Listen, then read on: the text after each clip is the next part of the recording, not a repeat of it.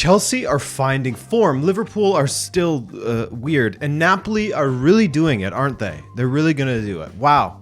What a weekend. Welcome back to the Weekend Recap. I'm Adrian, and I'm pleased to tell you guys that we will have another episode of Roots of the Rivalry out this Friday, with this edition coming back to Europe. I mean, I was excited for the other one. The Scudetto Derby video turned out great. I loved it. So Liverpool taught everyone who thought they were back after that 7-0 win against United a valuable lesson. You can never get too excited over a single result. It doesn't mean anything, really. The table, though, doesn't lie. And the form across the season is the true representation of quality you possess. And unfortunately for Liverpool, their form reverted back to the mean against Bournemouth, losing 1-0. It was wild to see Van Dijk get burned so badly and then give up for Bournemouth's goal. The player may have been out of reach, but he could have got back faster to cut off the passing lane for the cutback at least, or at least attempt to, right? Beyond that, he had a goal-scoring opportunity. Salah hit a horrendous penalty wide, and in the end, Bournemouth got a deserved 1-0 victory. Remember, this is the team that Liverpool absolutely baptized previously when they went through a bit of a slump. By the way, Liverpool's aggregated score coming into this match against Bournemouth was 28-1 with 7 straight victories.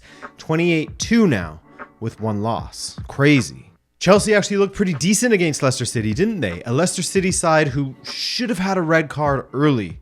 That Pereira tackle on João Felix, absolute leg breaker and not even a yellow.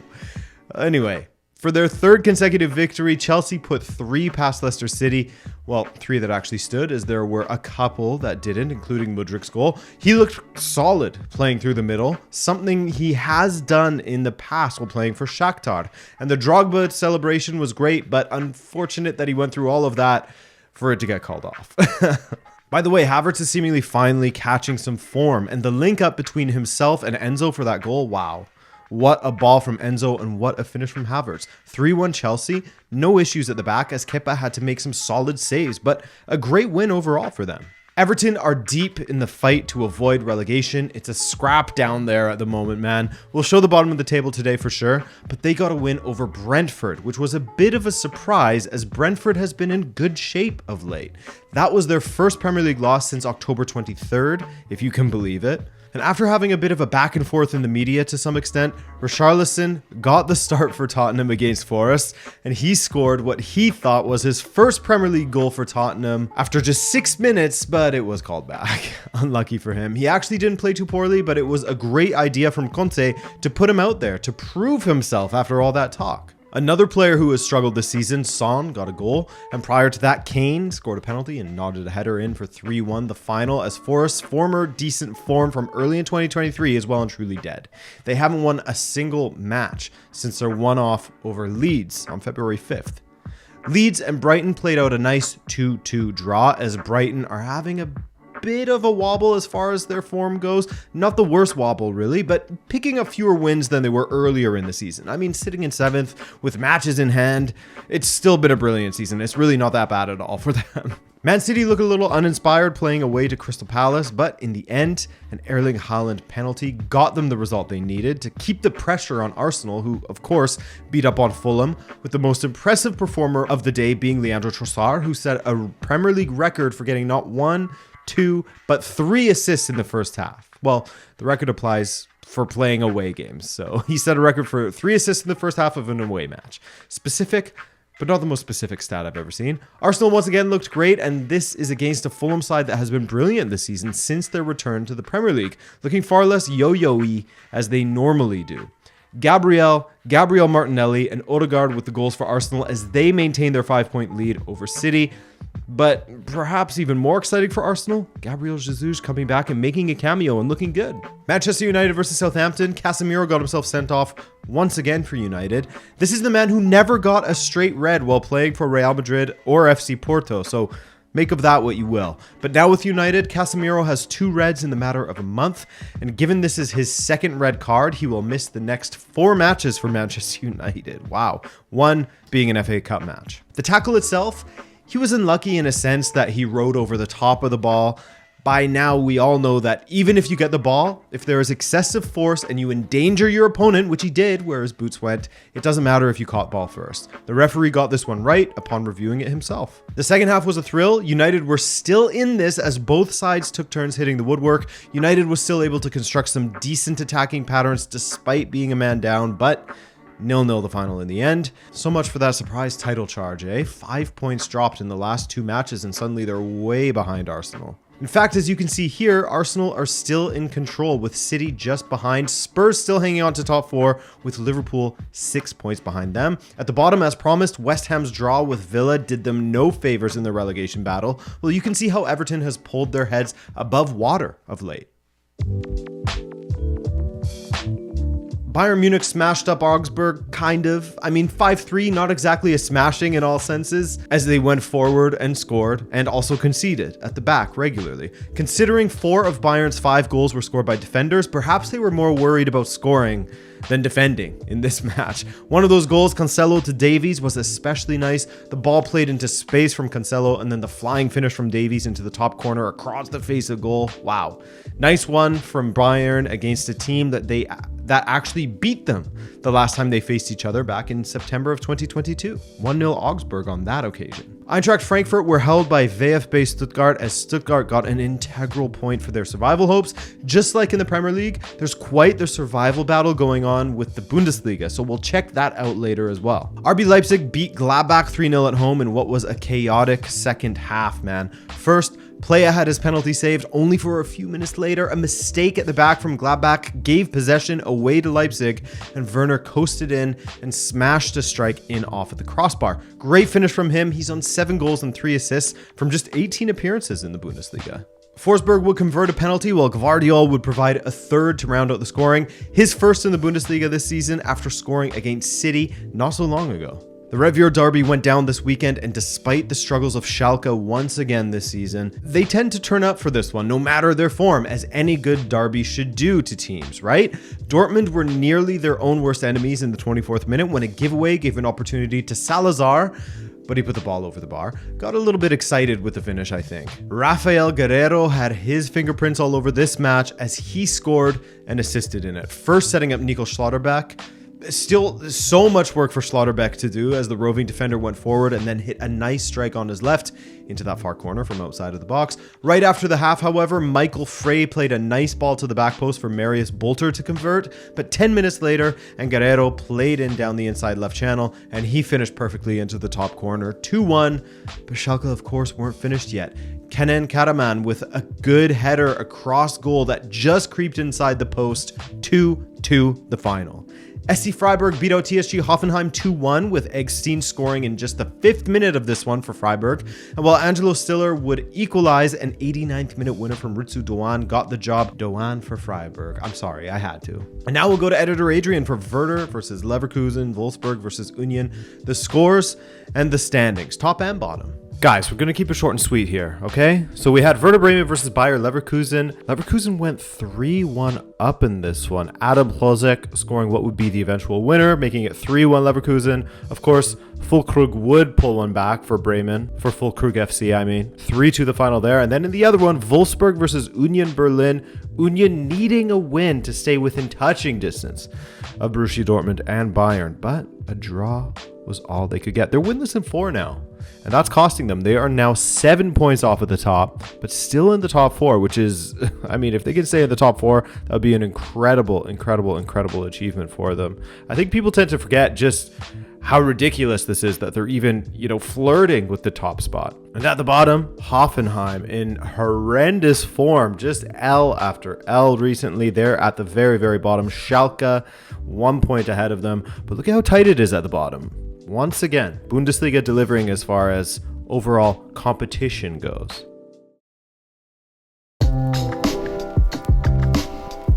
Brother, what is going on with Inter? What a strange matchup against Spezia, the team that is fighting for their lives at the bottom of the table. Playing at home against Inter, Spezia managed to get a 2-1 victory thanks to an insanely hectic end to this match. It's happened a lot in Europe this weekend. Well, first of all, Lautaro had a penalty saved in the first half as Dragowski was undoubtedly the man of the match for Spezia. This man was peppered. Well, I mean, he had 6 strikes that made it on target. Some of them forced fantastic saves out of him, but Inter had an expected goals of 3.87 from 28 attempts. That's not the best opportunities they were carving out, but they absolutely should have scored more than one. With Spezia taking the lead after the half, a late penalty from Lukaku brought Inter level, but an even later penalty for Spezia gave them the 2-1 win. Massive 3 points that gave them some breathing room ahead of Verona, while Inter will be sweating today while they watch Milan's match against Salernitana. If their rivals win,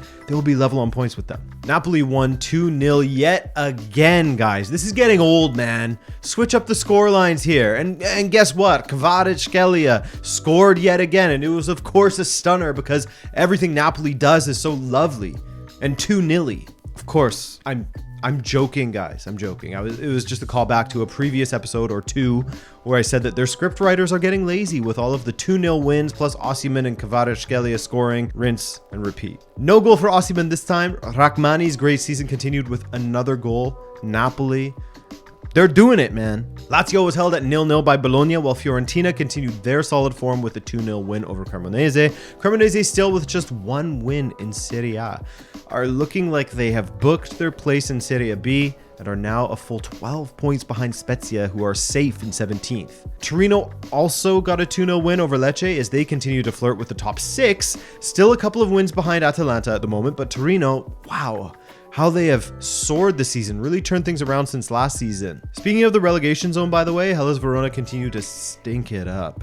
Man, I'm telling you, Tudor was holding that club up. Just look at what he's done with Marseille this season. But yeah, Verona were held at home by Monza, meaning things are looking very, very spooky for Hellas Verona. AS Roma had a disastrous first half that saw them leak 2 goals in 5 minutes against Sassuolo. Then they pulled one back through Zalewski, only for Kumbula to get himself sent off in the first half stoppage time. And a penalty from Berardi made it 3-1 at the Stadio Olimpico. That is a tough position to be in, isn't it? Paulo Dybala pulled one back, but it was a false hope for them, as later Pinamonti made it 4-2 against 10-man AS Roma. And good night to AS Roma. Yes, Wijnaldum got a consolation goal. Didn't get to celebrate it too much, which was too bad, as it was a great finish, but it was meaningless in the end. And now over to editor Adrian once again for Juve hosting Sampdoria, as well as the scores and standings.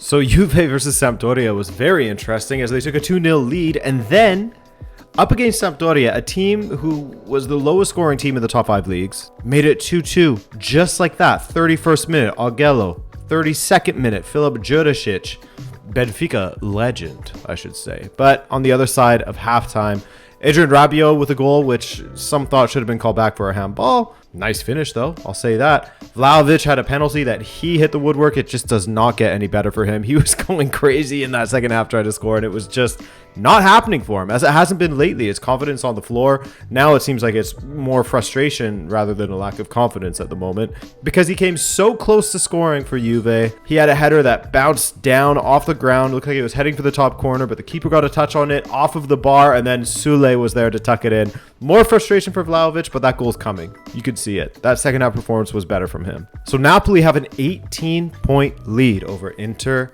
and Lazio and Milan are just behind Inter. Roma just outside of the top 4 right now. They really could have used that win, couldn't they? Milan actually play today against Salernitana. And then at the bottom of the table, you have Sampdoria looking brutal alongside Cremonese. Both of those teams just begging to go down to Serie B right now. Verona, not exactly begging to go down, but it's going to be tough to catch up to Spezia and Salernitana. But who knows? Still 12 matches to go. My brother, Cadiz versus Getafe. Wow, if ever there was an insane ending to a match, hell, an insane second half, it would be Cadiz versus Getafe. 10 minutes of added time, 3 penalties, 2 red cards, Enes Unal converting a penalty in the 106th minute to make it 2-2. Isa Carstelen was sent off after that. What an ending. I wish I had seen the match in real time as opposed to the highlights, but it was enjoyable either way. Valencia, a club in constant turmoil, took on Osasuna at the Mestalla, and they actually looked good, man. Valencia, that is, as Osasuna had a forgettable match. The Lions' share of the good opportunities fell to Valencia, and they maybe should have had a penalty as well in the second half, but a nice strike from Justin Kluivert ended up being the winner for Valencia, 1-0 there. Come on, Osasuna. I know you're capable of better. I know you are. Speaking of clubs in turmoil, Sevilla got a very important 3 points in what was a relegation battle. They were taking on Almeria with both sides on 25 points, occupying 18th and 19th. And it was Almeria who took the lead at the Sanchez Pizjuan. But of course, come stoppage time, Lucas Ocampos would level things for Sevilla. He's back at Sevilla, and he's scoring penalties. In the second, a goal from Lamela would be the all-important winner for Sevilla. Good link up between Lamela and Gil.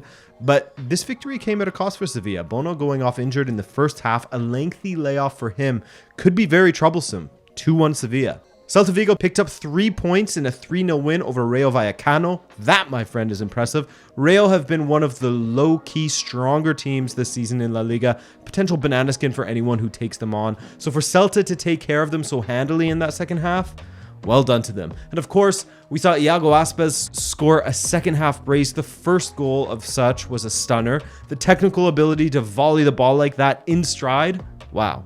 Then, late in the match, another one where Aspas showed off his insane technical ability. A mistake by the defender, but with the keeper rushing out, he flicked the ball over him from a tight angle. A beauty. Once again, what a player, man. How he didn't make the Spain squad, I'll never know. Real Madrid got a 3-1 win over Espanyol, the other Barca club. And my oh my, the assist of the weekend for me was in this one. But first, as Real were losing 1-0 at home after just 8 minutes, 14 minutes later, Vinicius picked up the ball wide on the left, cut inside on 3-4 defenders before rolling the ball into the far corner for 1-1. And then the beautiful moment. Tchouaméni with a Trivela assist right onto the head of Eder Militao, a thing of absolute beauty. And finally for Real, Marco Asensio continuing his decent season with yet another late goal from a substitute appearance. All credit to Nacho, who from the left back position, he started at center back, went to left back, went on a great run before playing Asensio through. Nice finish from Asensio, but good run from Nacho, it has to be said. The defending from Espanyol, however, was a bit ridiculous. Hard to understand what they were doing, but 3-1 Real Madrid. And for Barcelona taking on Athletic, you know who it is. It was a little bit scary for Barcelona up against Athletic Bilbao playing away at the San Mamés. Rafinha, he got what would be the eventual winner in first half stoppage time. It was called back at first, but awarded in the end, and rightfully so. He was onside. They had a scare in the 89th. They had a few scares, actually. Ter Stegen was the man of the match for Barcelona. They had a few scares in this one, the biggest of which being Iñaki Williams, who had his goal called off in the 89th minute, what would have been the equalizer. But in the end, it ends 1-0 Barcelona. And they still have a 9-point lead over Real Madrid. Atletico, they play today. They're sitting in third at the moment and will stay in third no matter what happens as they play against Girona. And then at the bottom of the table, Getafe, not in a good spot. Almeria, not in a good spot. But the worst spot is Elche, that's for sure. But look at this little relegation battle that we have going on. Even from all the way up to Girona in 12th with 30 points, only 4 ahead of Getafe in 18th with 26. So the relegation battle, nobody's safe. Nobody is safe with 13 matches to go. And that's it. Guys, like I said, more Champions League this week, including the quarterfinals draw. And of course, Roost of the Rivalry on Friday. All right. Take care of yourselves, guys. I'll see you later. Ciao.